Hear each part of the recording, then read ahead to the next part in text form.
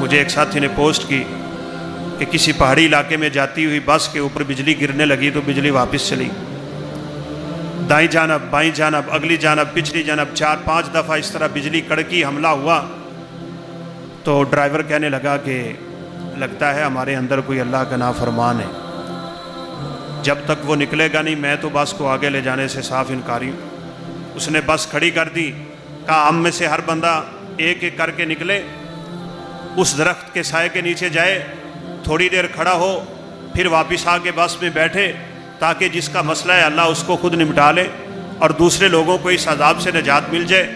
لوگ نکلتے گئے، چلے گئے، وہاں پہ کھڑے ہوئے، واپس آئے، کرتے کراتے آخر میں ایک مفلوق الحال بندہ ہے، داڑھی اس نے رکھی ہوئی ہے، پھٹے پرانا سا اس کا لباس ہے، ٹوٹی ہوئی جوتی ہے، اللہ اللہ کرنے والا ہے۔ لوگ کہنے لگے بس اسی مولوی کی وجہ سے یہ ہمارے اوپر عذاب آ رہا ہے، چلو تم نکلو۔ اس نے کہا میں نہیں نکلوں گا، اللہ کے عذابوں سے بندہ مومن ڈرتا رہتا ہے، میں نہیں نکلوں گا۔ کہا تجھے نکلنا پڑے گا۔ نہیں نکلے، اس کو کھینچا تانا، اس نے سیٹ کو ہاتھ ڈالا، ادھر پکڑا ادھر پکڑا، اس کو دھکا دیا، بس سے باہر گرایا، الماری بند کی اور بس لے کے نکل گئے۔ وہم یہی تھا، گمان یہی تھا، ان کا سوء ظن یہی تھا کہ اسی مولوی کی وجہ سے آسمان سے بجلی ہمارے اوپر آ رہی ہے۔ 4 فرلانگ بس آگے چلی، آسمان سے بجلی گری اور پوری کی پوری بس کو جلا کے راکھ کر۔ یہ ایک نیک بندہ تھا کہ جس کے نیکیوں کی بدولت سب بچ رہے تھے۔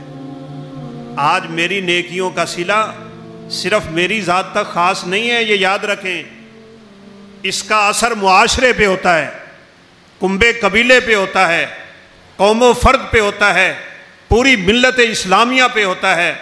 اللہ نیکیوں سے راضی ہوتے ہیں اور برے اعمال سے اللہ ناراض ہوتے ہیں۔ جب رب ناراض ہوتا ہے تو پھر اپنے عذاب بھیج کے وہ دنیا والوں کو ڈرانا شروع کر دیتا ہے۔